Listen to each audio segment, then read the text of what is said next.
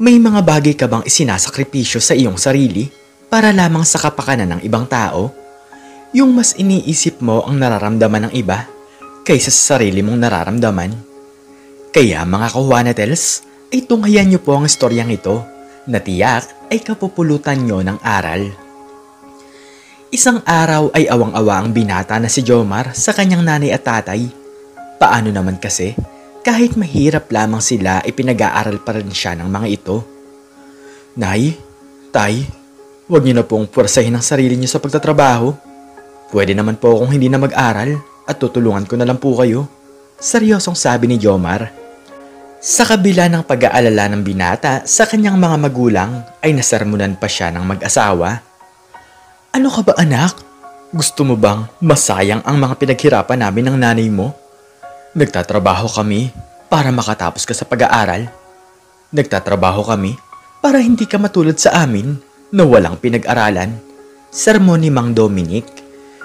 Pero tay, palagi na lamang po kayong pagod na pagod ni nanay eh. Wala na po kayong oras para sa inyong mga sarili at ang lahat po ng kinikita nyo ay napupunta lang po sa akin. Gusto ko po kayong matulungan na kayo kong sabi ni Jomar. Anak naman, kung gusto mong matulungan kami ng tatay mo, edi mag-aral ka na lang ng mabuti. Huwag mo na kaming isipin. Alam naman namin na nag-aalala ka, pero gusto naman namin ang aming ginagawa. Pagsingit ni Aling Belen. Masarap talaga sa pakiramdam ni Jomar na magkaroon ng ganitong klaseng mga magulang, pero palagi niyang nararamdaman na siya ang dahilan kung bakit nahihirapan ang mag-asawa. Sa tuwing umuwi naman galing sa eskwelahan si Jomar ay tinutulungan naman nito ang kanyang nanay at tatay. Siya na ang gumagawa ng lahat ng gawaing bahay kahit abutin pa siya ng hating gabi. Wala na kasing panahon si Aling Belen at Mang Dominic para asikasuhin pa ang kanilang tahanan. Kayod kalabaw ang mag-asawa, mapag-aral lamang nila ang kanilang nag-iisang anak. Ayaw nilang iparanas dito ang hirap na kanilang nararanasan. Ang gusto nito ay magbago ang buhay nito at magkaroon ng magandang trabaho balang araw. Habang natutulog ang mag-asawa ay pinagmamasdan ito ni Jomar. Sa tuwing nakikita niya ang mga ito ay hindi niya mapigilan na pumatak ang kanyang mga luha. Mahirap pa sa mahirap ang kanilang pamilya. Paano naman kasi ay madalas silang baratin ng mayayamang negosyante at binibili lamang ang kanilang inaning palay sa murang halaga. Isang araw nga ay dumating ang isa sa kanilang mamimili. Magandang umaga sa iyo, Aling Belen at Mang Dominic. Napaparito ako para muling bilhin ang mga inanin niyong palay. Magkano bang may pre-presyo niyo sa akin sa kada sako ng palay? Tanong ni Mr. Esteban. Agad naman itong sinagot ni Mang Dominic. Magandang umaga rin po sa inyo, sir. Pwede po naming ibigay ng 1,000 ang kada isang sako. Magalang na sagot ng lalaki. Pero sa kabila ng lahat ay ipinakita ng mayamang lalaki ang kanyang napapailing na muka. Nako, Mang Dominic, mukhang hindi ko ata yan kakayanin ah. Kukunin ko naman ang lahat, kaya baka ibigay mo na sa akin ng mura. Baka pwedeng 400 piso ang kada sako ng palay. Mapanglinlang na sagot ni Mr. Esteban. Pero sir, murang-mura na po talaga sa 1,000 ang kada sako ng palay. Baka pwede nyo pong gawing 600 piso ang kada sako. Kailangan lang po talaga namin ng pera para sa pag-aaral ng aming anak, sabi ni Mang Dominic. Pero bigla na lamang tumalikod si Mr. Esteban at pakunwaring hindi nito tinatanggap ang alok ng lalaking magsasaka. Ito ang kanyang estilo para pumayag na ang mag-asawa. Alam naman kasi ng matandang lalaki na papayag din ang mga ito nang dahil sa matinding pangangailangan sa buhay. Sige po sir, pumapayag na po kami. 400 piso ang kada sako. Malungkot na sabi ni Aling Belen. Pagkatapos noon ay sinakay na agad sa truck ang kanilang mga inaning palay. Masayang-masaya ang mayamang negosyante dahil malaking halaga na naman ng pera ang kanyang kikitain. Sila na ang mga magsasaka, pero kung minsan ay sila pa ang hindi makapagsaing ng bigas. Isang araw ay nagkaroon ng sakit si Aling Belen nang dahil sa sobrang pagod. Bukod sa lagnat ay sumasakit din ang mga paa nito at nang dahil doon ay hindi ito makalakad. Nay, hindi na po muna ako papasok ngayong araw ha. Aalagaan ko po muna kayo dahil mamaya po ay aalis si tatay. Wala po kayong makakasama dito sa bahay, malambing na sabi ni Jomar. Pero hindi pa rin pumayag ang mag-asawa at pinigilan ng mga ito ang kanilang anak. Hindi anak, kailangan mong pumasok ngayong araw, seryosong sabi ni Mang Dominic. Nang dahil doon ay naiwan si Aling Belen sa bahay at umalis din ang lalaki para magsaka. Lumipas ang maghapon ay nakaramdam ng gutom ang babae kaya nagsindi ito ng apoy para magluto. Kahit hirap sa paglalakad ay gusto pa rin itong makatulong sa kanyang pamilya. Ang gusto ni Aling Belen ay mayroong makain ang kanyang asawa pati na rin ang kanyang anak sa oras na matapos na ang mga ito sa kanilang ginagawa. Pero maya-maya lamang ay nakaramdam ng pagkahilo si Aling Belen at nawalan ito ng malay. Naiwan nito ang kanyang nilulutong ulam. Habang naglalakad ang binata ay dinaanan muna nito ang kanyang tatay. Tay, magpahinga na po muna kayo. Umuwi na po tayo sa bahay. Bukas niyo lang po ipagpatuloy ang inyong ginagawa. Tara na po at maglinis na po kayo ng katawan. Paanyaya ni Jomar. Malapit nang sumapit ang dilim, ngunit wala pa ring tigil si Mang Dominic sa pagsasaka para lamang kumita ng pera. Sige na anak, mauna ka na para mabisita mo na ang nanay mo. Malayo pa ang lalakarin mo, di ba? Mamaya naman, matatapos na din ako dito. Magluto ka na ng pagkain at pakainin mo na ang nanay mo. Mahinang sagot ni Mang Dominic.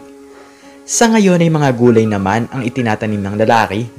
Wala itong oras para makapagpahinga dahil mabigat talaga ang gastusin nila para sa pag-aaral ni Jomar. Nang malapit na ang binata sa kanilang bahay ay nagulat na lamang ito sa kanyang nakita. Makapal na ang usok at mabilis na kumalat ang apoy nang dahil gawa lamang sa kahoy ang kanilang tahanan. Pinagtutulong-tulungan ng mga tao na buhusan ito ng tubig pero talagang malaki na ang apoy. Wala silang sariling linya ng tubig kaya malayo pa ang pinagsasalukan ng mga tao. Kumusta na kaya si nanay? Nasa loob pa rin kaya siya ng bahay? Hindi ko kayang makapasok sa loob dahil malaki na talaga ang sunog. Wala pang kaalam-alam si tatay tungkol sa nangyayari. Umiiyak na sabi ni Jomar sa kanyang sarili. Takot na takot talaga si Jomar na pumasok sa loob. Tiyak niya sa kanyang sarili na hindi na siya makakalabas ng buhay kung subukan niyang silipin ang kanyang nanay. Sa isip niya ay nailigtas na ito ng mga tao. Pero sa kabila ng lahat ay nalaman niya na nananatili pa rin sa loob ng bahay ang kanyang ina. Narinig na lamang niya na wala na itong buhay at nasunog na ang buong katawan. Napaluhod na lang si Jomar. Maya-maya lamang ay nakita niya ang kanyang ama na tumatakbo mula sa may kalayuan. Wala silang nagawa kundi ang umiyak nang dahil sa nangyari sa ilaw ng kanilang tahanan. Sobrang laking pagsisisi ng binata dahil hindi man lang siya nagkaroon ng lakas upang mailigtas ang buhay ni Aling Belen. Sinisisi nito ang kanyang sarili. Tay, kasalanan ko po ang lahat ng to. Hindi ko man lang po nailigtas ang buhay ni nanay. Wala po akong nagawa. Wala po akong nagawa. Wala po akong kwentang anak. Umiiyak na sabi ni Jomar. Niyakap naman ni Mang Dominic ang kanyang anak. Jomar anak, wala kang kasalanan sa lahat ng nangyari. Wala na tayong magagawa dahil hindi na natin maibabalik ang buhay ng nanay mo.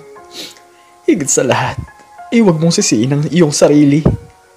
Walang may gusto sa nangyari. Umiiyak na sagot ni Mang Dominic. Walang ibang naisagot ang binata kundi ang kanyang malakas na pag-iyak. Bukod sa nawalan siya ng ina, ay nawalan din sila ng tirahan. Mahirap na nga sila pero mas lalo pa silang maghihirap. Lumipas ang 3 araw ay inilibing na nila si Aling Belen. Ramdam pa rin ng binata ang pagsisisi. Pero tapos na ang lahat at hindi na nito maibabalik pa ang buhay ng kanyang ina. Nagtulong na lamang ang dalawa para magtayo ng isang maliit na bahay kubo. Gamit ang mga kawayan ay nagtayo sila ng bagong bahay na kanilang masisilungan. Anak, Jomar, pagpasensyahan mo na kung dito muna tayo titira. Wala naman tayong pera. Naubos din ang ating mga gamit. Kung buhay lang sana ang nanay mo, edi sana ay masaya pa rin tayo kahit nawalan tayo ng bahay. Sabi ni Mang Dominic. Pagkatapos noon ay muling bumuhos ang mga luha ng kanyang tatay. Sariwang-sariwa pa rin kasi sa kanilang isipan ang pagkawala ni Aling Belen. Tay, titigil na po ako sa aking pag-aaral. Wala na po akong ibang maisip na paraan eh. Paano na po tayong dalawa? Saan na po tayo kukuha ng panggasto sa pang-araw-araw?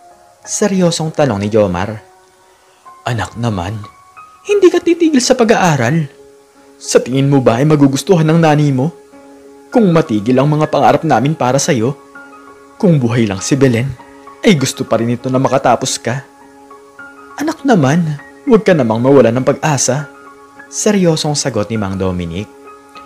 Pagkatapos noon ay ipinahinga na lamang nila ang kanilang mga katawan dahil alam nila na hindi sila pwedeng tumigil sa kanilang buhay. Kinabukasan ay naisip ng binata na tama nga naman ang sinasabi ng kanyang ama. Ipinangako nito sa kanyang sarili na gagawin niya ang bagay na ito hindi na rin para sa kanyang sarili kundi para din sa kanyang namayapang ina. Nay, hindi po ako titigil sa pag-aaral. Alam ko naman po na gustong-gusto niyo na matupad ko ang aking mga pangarap. Kahit wala na po kayo ay itatatak ko pa rin po sa isipan ko ang mga pangaral na sinabi niyo sa akin simula ng bata pa po ako. Sabi ng binata sa kanyang isipan. Simula noon ay pumapasok ang binata nang paulit-ulit lamang ang kanyang kasuotan. Pero imbis na kaawaan siya ng ibang tao ay pinagtatawanan pa siya ng kanyang mayayamang mga kaklase. Tingnan mo naman tong si Jomar. Naglalaba ka ba ng uniform mo? Mukhang suot-suot mo yan sa loob ng isang linggo ah. Natatawang sabi ni Anthony. Napayo ko na lamang si Jomar dahil totoo naman ang sinasabi ng kanyang kaklase. Iisa lang kasi talaga ang kanyang uniforme at paulit-ulit niya lang itong sinusuot. Kasama kasi sa mga nasunog ang kanyang mga damit kaya wala siyang ibang pagpipilian kundi ang magtiis. Tama ka Anthony. Iisa lang kasi ang uniform ko. Wala naman kaming pambili ng bago. Pero wala namang masama, di ba?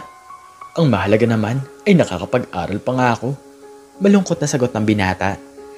Hirap na nga si Jomar sa kanyang buhay pero nagagawa pa itong pagtawanan ng ibang mga tao. Wala na nga itong baon sa pangaraw-araw. Naglalakad ito ng halos 1 oras makapasok lamang sa eskwelahan. Maaga na lamang itong nagluluto ng nilagang kamote. Nang sa ganon ay ito ang magsilbi niyang tanghalian. Habang kumakain si Jomar ay inggit na inggit ito sa ibang mga estudyante. Sa tingin niya kasi ay wala silang ibang mga pinagdadaanan na mabibigat na problema. Samantalang siya ay hindi pa rin makalimot sa pagkawala ng kanyang ina. Ang swerte naman nila. Parang wala silang pinoproblema sa pera. Ganun ata talaga ang buhay. Pero kailangan ko pa rin magsikap dahil hanggang ngayon ay hindi pa rin naman sumusuko si tatay. Kung nahihirapan ako ay nahihirapan din siya. Nahihirapan nga ako para sa aking sarili. Pero nahihirapan naman si tatay para sa akin. Nakayokong sabi ni Jomar sa kanyang isipan. Nang dahil doon ay pilit niyang ginagawang positibo ang kanyang isipan.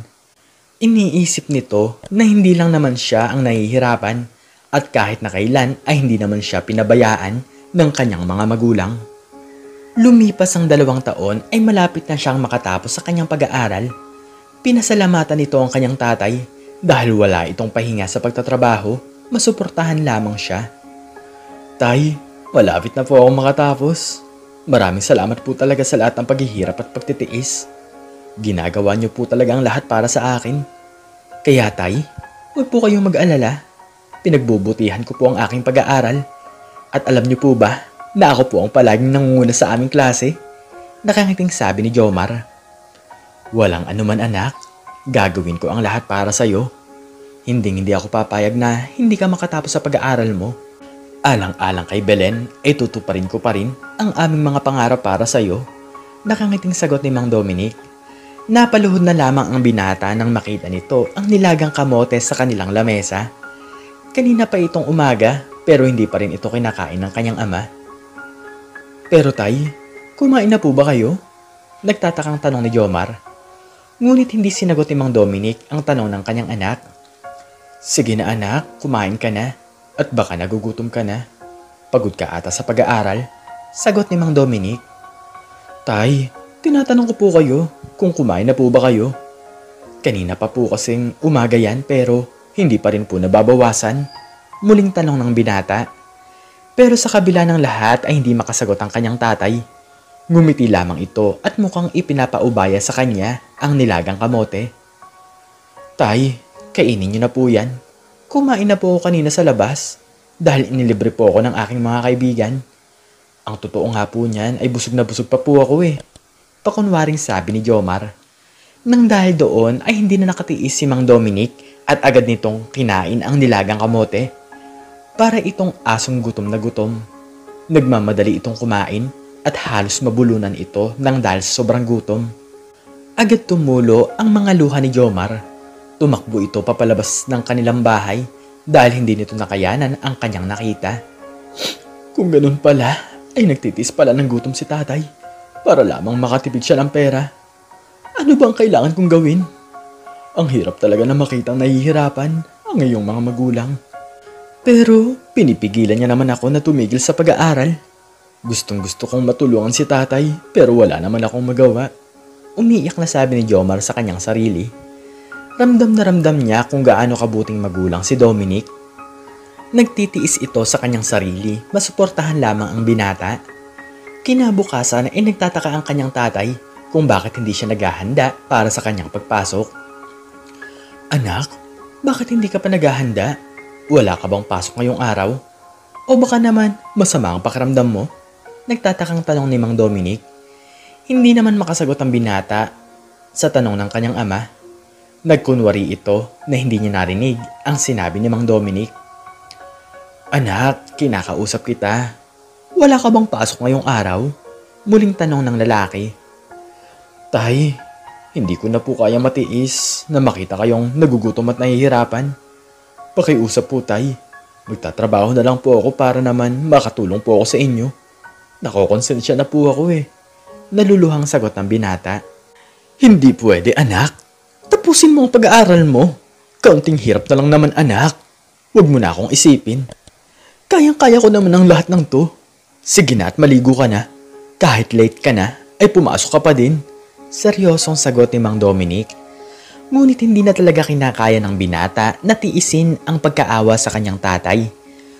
Wala namang nagawa si Mang Dominic nang mapagdesisyonan ni Jomar na tumigil na lamang sa kanyang pag-aaral.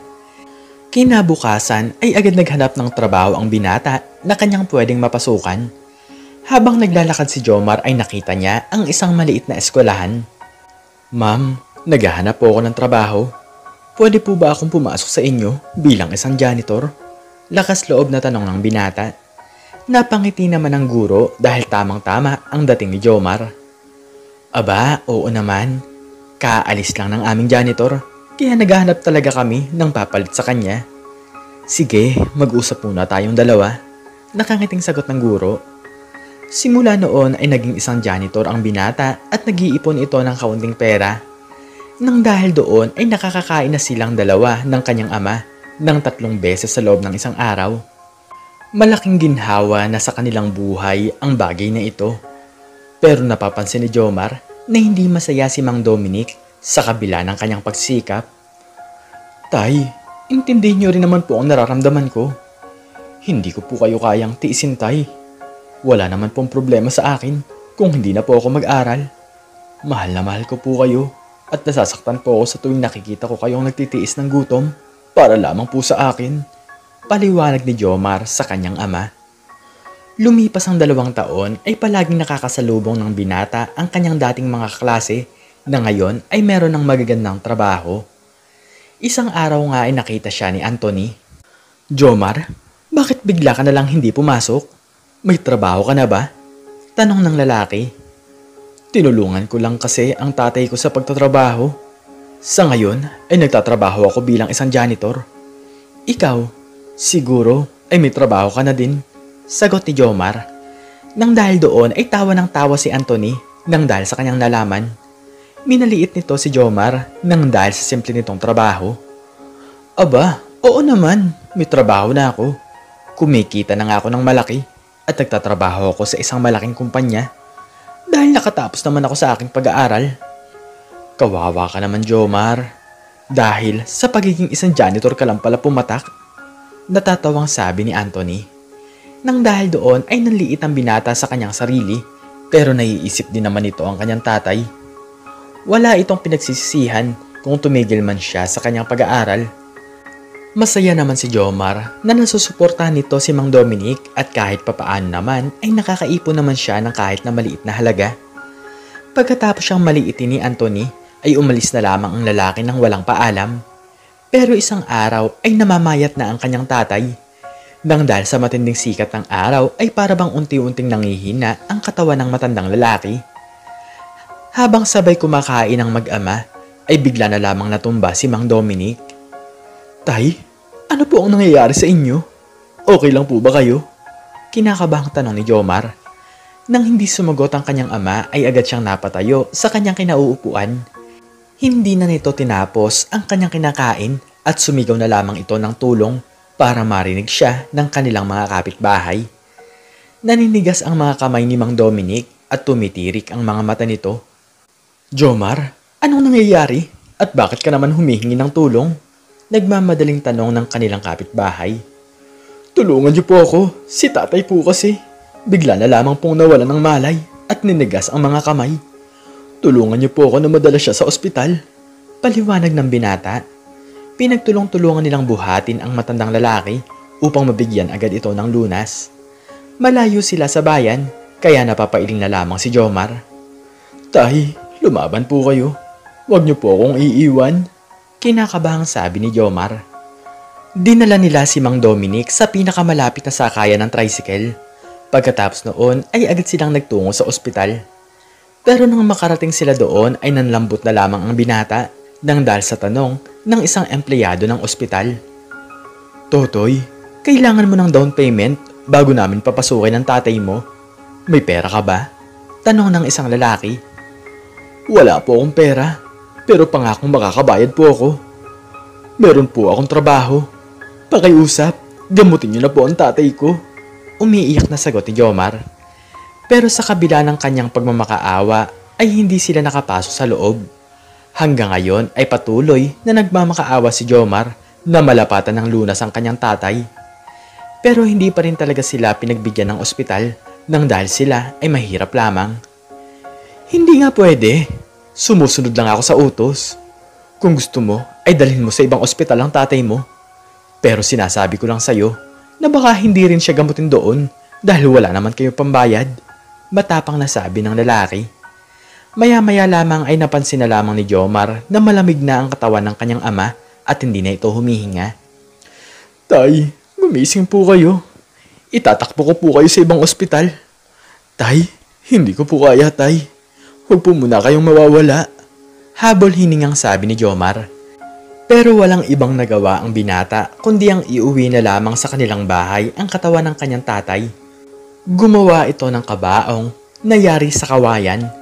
Ibinurol niyang mag-isa ang kanyang tatay. Lumipas ang 3 araw ay inilibing na rin niya ito sa libingan ng kanyang nanay. Iyak nang iyak ang binata. Ganito pala talaga ang mararanasan ng ibang tao. Na walang may pagmamalaki sa buhay. Ipagtatabuyan ka at walang kwenta ang tingin sa'yo kapag wala kang pera. Malungkot na sabi ni Jomar. Simula noon ay mag-isa na lamang siya sa kanyang buhay. Muling nabuo ang kanyang mga pangarap na makatapos sa pag-aaral. Paano naman kasi ay ito ang kagustuhan ng kanyang mga magulang kaya ipagpapatuloy niya ang bagay na to. Pero walang pera si Jomar para makapag-aral. Kailangan rin niyang mapakain ang kanyang sarili kaya wala siyang ibang pagpipilian kundi ang ipagpatuloy ang kanyang pagtatrabaho bilang isang janitor. Lumipas ang 2 taon ay palaging napapansin ng prinsipal na palaging napapatingin si Jomar sa mga estudyanteng kolehiyo. Jomar, gusto mo bang mag-aral? Tanong ni Mrs. Cleo. Tumangot-tango naman ang binata. Opo ma'am, pero wala naman po akong pera. Gusto po kasi talaga ng aking mga namayapang mga magulang na makatapos po ako sa kolehiyo. 1 taon na lang po kasi ay makakatapos na rin naman po ako. Tumigil po ako dahil sa kahirapan. Magalang na sagot ng binata. Ipinaliwanag ni Jomar kung ano ang mga nangyari sa kanyang buhay. Naaawa talaga ang prinsipal nang dahil sa kanyang nalaman. Sa edad kasi ni Jomar na 25 taong gulang ay nagtatrabaho na agad ito bilang isang janitor sa kanilang eskwelahan. Nang dahil doon ay nagpatawag ng meeting si Mrs. Cleo. Balak nitong kausapin ng mga guro. Sinabi nito na kung pwede ba silang mag-ambagan para sa pag-aaral ni Jomar. Ikwento din ni Mrs. Cleo kung anong klase ng buhay ang meron ng binata. Ako ma'am, sumasang-ayon po ako. 1 taon na lang naman po pala ang gugugulin ni Jomar sa kanyang pag-aaral. Kaya bakit hindi pa po natin siya tulungan? Sagot ng isang guro. Sumang-ayon naman ang iba pa sa kanilang mga kasamahan, kaya buo na ang kanilang desisyon na matulungan nila ang janitor na makabalik ito sa kanyang pag-aaral. Lumipas ang mga buwan ay kaarawan ni Jomar. Sinorpresa ito ng mga guro, pati na rin ng prinsipal na si Mrs. Cleo. Jomar, nagkasundo kaming lahat ng nandito na mag-ambagan para sa pag-aaral mo. Gusto naming makapagtapos ka para makahanap ka ng mas maayos na trabaho. Batang-bata ka pa, Jomar, at marami ka pang mararanasan, sabi ni Mrs. Cleo. Napaiyak na lamang ang binata at sobra-sobra talaga ang pasasalamat ito sa kanyang mga kasamahan. Maraming salamat po talaga sa inyo. Hindi ko po akalain na tutulungan niyo ako. Pangarap ko po talaga na makatapos sa pag-aaral. At ngayon ay matutupad ko na po ito ng dahil sa inyo. Lumuluhang sagot ng binata. 1 buwan nang lumipas ay nagpaalam na ang binata sa mga guro, pati na rin sa prinsipal ng eskwelahan. Sa ngayon ay ipagpapatuloy na niya ang kanyang pag-aaral sa kolehiyo. Ma'am Cleo, at sa lahat ng mga guro dito, maraming salamat po talaga sa lahat. Pangakong hindi ko po sasayangin ang pera na itinulong niyo sa akin. Gagawin ko po ang lahat para hindi po kayo madismaya sa akin. Masayang sabi ni Jomar. Ikaw din, Jomar, palagi kang mag-iingat. May tiwala kami sa'yo dahil matagal ka na naming kilala. May pagsisikap ka sa buhay, kaya dapat mo naman talagang maabot ang iyong mga pangarap sa buhay. Sagot ni Mrs. Cleo. Simula noon ay talagang pinagbubuti ng binata ang kanyang pag-aaral. Talagang masayang-masaya siya dahil muli niyang naranasan na magkaroon ng pag-asa. Ipinangako niya sa kanyang mga magulang na tutuparin na niya ang kanyang mga pangarap. Nay, Tay, kung nasaan man po kayo, ay alam ko po na palagi niyo po akong binabantayan. Huwag po kayong mag-alala sa akin dahil ipagpapatuloy ko po ang aking pagiging mabuting tao. Magsisikap po ako sa aking buhay. Hindi ko man po kayo kasama ngayon pero masaya na rin po ako na tapos na po ang inyong paghihirap. Sabi ni Jomar habang ito ay nakatingin sa kalangitan. Pinapayagan ng prinsipal na matulog ang binata sa dating eskwelahan na kanyang pinagtatrabahuhan bilang isang janitor. Nang dahil doon ay ito na ang nagsilbing tahanan ni Jomar. Tinutulungan pa rin ng binata si Mrs. Cleo. Naglilinis pa rin ito ng eskwelahan.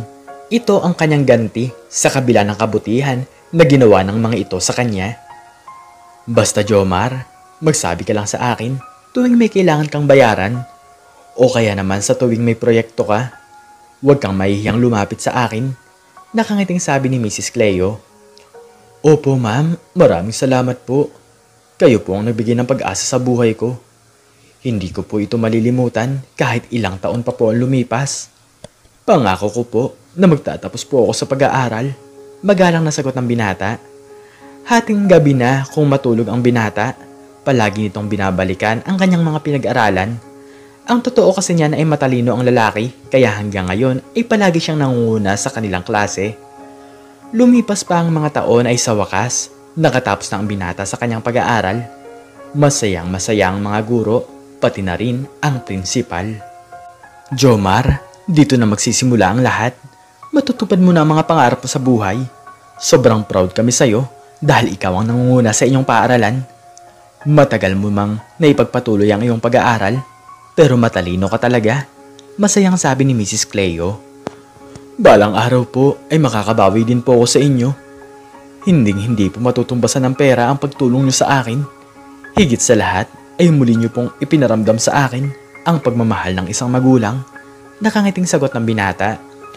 Simula noon ay inasikaso ng binata ang kanyang mga papeles para agad siyang makahanap ng trabaho. Alam niya sa kanyang sarili na ito na ang simula ng pagbabago ng kanyang buhay. Nag-apply siya ng trabaho sa isang malaking kumpanya.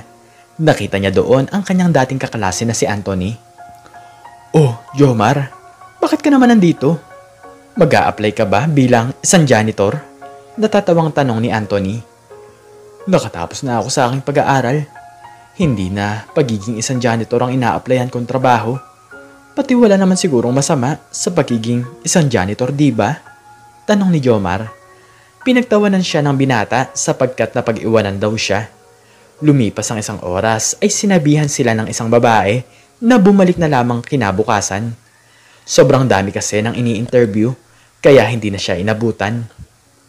Napabuntong hininga na lamang si Jomar at umuwi na lamang ito sa eskwelahan na kanyang tinutuluyan. Kinausap ito ni Mrs. Cleo dahil napansin nito na malungkot ang mukha ng binata. "Jomar, unang araw mo pa lang naman sa pag-a-apply. Huwag kang mawalan ng pag-asa. Ganyan talaga sa una. Marami ka ng hirap na pinagdaanan kaya alam ko naman na kayang-kaya mo yan," paliwanag ni Mrs. Cleo. Hanggang ngayon ay sinusuportahan pa rin nila ang binata hanggang hindi pa ito nagkakaroon ng trabaho. "Opo, ma'am. Nasayang lang po kasi ang lakad ko ngayong araw. Nahihiya din naman po kasi ako sa inyo sa tuwing nanghihingi po ako ng perang tulong." Nakayokong sagot ng binata. Kinabukasan ay umalis na ulit si Jomar at babalik na ulit ito sa kumpanya na kanyang pinag-a-applyan. Habang naglalakad ang binata patungong sa sakayan ng jeep ay nakita nito ang nagkakagulong mga tao. Nakita nito ang isang malaking bahay na nasusunog. Bumalik ang kanyang mga alaala tungkol sa kanyang namayapang ina. Tumulo ang kanyang mga luha nang dahil sa sakit na kanyang dating mga naranasan. Kahit na ang mga bumbero ay hindi makapasok sa loob ng bahay, narinig niya ang sinabi ng isang lalaki na naroon pa sa loob ng nasusunog na bahay ang isang matandang babae. "Ano? May tao pa sa loob ng bahay? Kawawa naman siya. Kailangan ko ba siyang tulungan?" "Teka, hindi. Hindi ko siya pwedeng tulungan," napapailing na sabi ni Jomar. Pero pumapasok pa rin sa isipan ng binata kung paano siya nawala ng ina. Nang dahil doon ay hindi na siya nagdalawang isip at pinasok niya ang nasusunog na bahay. Nagmamadali itong tumakbo para iligtas ang buhay ng matandang babae. Nasunog ang mga balat ni Jomar, ngunit patuloy pa rin siya sa paghahanap. Naubos na ang kanyang buhok at sa wakas ay nakita na niya ang kinaroroonan ng matanda. "Lola, sumama po kayo sa akin. Ako na po ang bahala sa inyo. Bilisan niyo po ang pagkilos," nagmamadaling sabi ni Jomar. Nagsigawan ang mga tao nang makita nila na nakalabas na ang binata at kasama nito ang matandang babae. Pero bigla na lamang natumba si Jomar sa kalsada. Nang dahil doon ay agad itong inasikaso ng mga rescue at sabay isinugod sa ospital ang dalawa. "Ma'am Cleo, nabalitaan niyo na po ba ang nangyari kay Jomar? Sa pagkakaalam ko po ay nasa ospital po siya ngayon," nagmamadaling sabi ng isang guro. Agad nilang pinuntahan ang kinaroroonan ng binata. Napaluhod na lamang si Mrs. Cleo nang makita na nasunog ang halos kalahati sa katawan ng lalaki. Hanggang ngayon ay wala pa rin itong malay. Agad din namang nabalitaan ng CEO ng kumpanya ang nangyari sa kanyang ina. Masyado itong busy sa kanyang trabaho pero agad siyang lumabas ng kumpanya upang bisitahin ang kalagayan ng kanyang ina. Nagpasama ito sa kanyang isang empleyado. "Sir, parang nakita ko na po ang lalaking to. Wala lang po siyang buhok ngayon pero parang siya, yung isa sa nag-a-apply po sa trabaho," sabi ng babae. Nalaman ng CEO ang lahat ng pangyayari. Laking pasasalamat talaga nito sa binata dahil hanggang ngayon ay buhay pa rin ang kanyang ina. May malay pa rin ang kanyang nanay at hindi ito masyadong napuruhan. Sinabi nito sa kanyang anak na handa talagang ibuwis ng binata ang sariling buhay para sa kanya. Tinakluban niya ako ng basang kumot na ginamit niya para makapasok.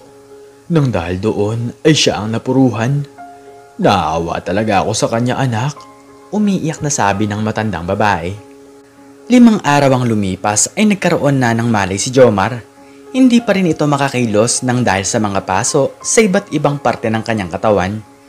Nang dahil doon ay halos mawalan ng pag-asa ang binata. Hindi na nito malaman kung paano pa niya bubuhayin ang kanyang sarili. Jomar, ako nga pala si Mariano at ako ang anak ng babaeng iniligtas mo. Maraming salamat talaga sa lahat ng ginawa mo. Pero nagtataka lang ako, bakit naisipan mong iligtas ang buhay ng nanay ko? Tanong ni Mr. Mariano na isang CEO. Ikwento naman ng binata ang nangyari sa kanya dati. Nawalan po ako ng ina nang dahil sa sunog. Hindi ko po nagawang iligtas ang kanyang buhay. Kaya po hindi ko natiis si Lola nang malaman ko na nasa loob pa po siya ng inyong bahay. Mahinang sagot ni Jomar. Nang dahil doon ay napaiyak si Mr. Mariano. Sinabi nito na hindi niya pababayaan ang binata. Kung ganun Jomar ay huwag kang mag-alala. Nalaman ko na nag-a-apply ka ng trabaho sa aking kumpanya. Isa akong CEO at pangakong bibigyan kita ng magandang trabaho. Ako na rin ang sasagot sa lahat ng gastusin mo dito sa ospital. Ikukuha rin kita ng sarili mong tagapag-alaga. Seryosong sabi ng mayamang lalaki. Lumipas ang 3 buwan ay gumaling na ang binata. Laking pasasalamat ng matandang babae kay Jomar dahil iniligtas nito ang kanyang buhay. Walang anak ang CEO dahil nagkaedad lamang ito na walang ibang binigyang pansin kundi ang kanyang negosyo. Tinuruan ni Mr. Mariano si Jomar kung paano magpatakbo ng isang kumpanya. Isang araw naman ay kinausap ng matandang babae ang kanyang anak. Mariano, tumatanda ka na rin ng walang anak. Sino na ang magpapatuloy ng mga pinaghirapan mo kung wala kang sariling pamilya? Malapit ka na ngang mag-60 taong gulang pero wala ka pa ring asawa. Nag-aalalang sabi ng kanyang ina. Nang dahil sa sinabi ng matanda ay biglang napaisip si Mariano. Wala itong ibang naiisip na pamamanahan niya ng negosyo, kundi si Jomar lamang. Nalaman kasi nito na matalino pala ang binata at nagsikap ito para mapagtapos ang kanyang sarili. Ganito rin ang buhay niya noong binata pa lamang siya, kaya inubos niya ang kanyang oras sa pagtatrabaho upang mabigyan niya ng maayos na buhay ang kanyang ina. Lumipas ang 3 taon na pagiging empleyado ni Jomar ay nakabisado na nito ang mga itinuturo sa kanya ni Mr. Mariano. Hindi pa rin maisip ni Jomar kung bakit siya tinuturuan ng CEO. Isang araw ay nagulat na lamang si Jomar nang kausapin siya nito. Jomar, iniligtas mo ang buhay ng aking ina. Parehong-pareho tayo. Dati rin kaming hirap na hirap sa buhay, kaya pinagsikapan kong maging isang mayaman. Kaso yun na nga, hindi ako nagkaroon ng asawa at anak. Kaya Jomar, gusto kong sabihin sa'yo na sa'yo ko ipinapamana ang aking negosyo at mga ari-arian. Seryosong sabi ni Mr. Mariano. Pero hindi ko po ito matatanggap. Hindi po siguro ako ang karapat-dapat. Nakayukong sagot ng binata. Hindi Jomar, mali ka sa iniisip mo. Karapat-dapat ka dahil mabuti kang tao. Alam ko na mapapangalagaan mo ang aking mga pinaghirapan. Huwag ka sanang magbabago Jomar. Ngayon lang ako nakakita ng taong katulad mo, paliwanag ng matandang lalaki. Agad nang ipinamana ni Mr. Mariano ang kumpanya kay Jomar dahil ang gusto na lamang nito ay ang makasama ang kanyang ina. 3 buwan nang lumipas ay napangalagaan naman ito ni Jomar sa tulong na rin ng matandang lalaki. Binalikan nito si Mrs. Cleo, pati na rin ang ibang mga guro. Kumusta na po kayo? Gusto ko lang po sanang sabihin na ibabalik ko na po sa inyo ang tulong na ginawa niyo sa akin. Maraming salamat po talaga. Nakangiting sabi ni Jomar. Masayang-masaya ang lahat nang malaman nila na isa na ngayong CEO ang dating janitor ng kanilang eskwelahan.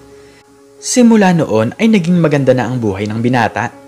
Itinuring itong anak ni Mr. Mariano. Hanggang ngayon ay masayang-masaya pa rin ang matandang babae sa tuwing nakikita nito ang binatang nagligtas ng kanyang buhay. Kahit na ipinamana ni Mr. Mariano ang kumpanya kay Jomar ay hindi pa rin inaangkin ng binata ang lahat ng pag-aari nito. Para sa kanya ibibigay pa rin nito ang suporta niya sa dalawa. Masayang-masaya ang binata at pinuntahan nito ang pinaglibingan ng kanyang mga magulang. Nay, Tay, maraming salamat po. Natupad ko na po ang aking mga pangarap. Di ba po ito ang pangarap niyo na mangyari sa akin? Maraming salamat po dahil Kayo po ang aking mga naging magulang. Nakangiting sabi ni Jomar. Pinalipat na niya ito ng mas magandang libingan. Naging masaya ang binata sa kanyang buhay. Simula noon ay wala nang masabi sa kanya ang kanyang dating mayabang na kaklase dahil ngayon ay mas mataas na si Jomar kay Anthony. Si Jomar na ang may pinakamagandang narating sa buhay kahit noong araw ay ito ang pinakamahirap sa kanilang eskwelahan. Huwag tayong tumigil na mangarap, magtiwala tayo sa ating sarili lalo na't ginagawa ng ating mga magulang ang lahat para lamang matupad natin ang ating mga pangarap. Hindi mo masasabi ang buhay, kaya palagi kang magkaroon ng pag-asa. Tandaan mo na binibigyan ng Diyos ng magandang kinabukasan ang taong mabubuti ang asal. Ang tagumpay ay hindi palaging dito sa lupa. Ang tunay na tagumpay ay yung kapag napunta ka sa kanyang kaharian. Ikaw, anong natutunan mo sa istoryang ito? I-comment mo sa baba ang iyong natutunan. At hanggang dito na lamang po nagtatapos ang aking istorya. At sana po ay nagustuhan nyo ito. Please like, share, and subscribe. And click the notification bell para lagi kang updated sa mga bago kong istorya. Muli ay maraming salamat po at God bless us all.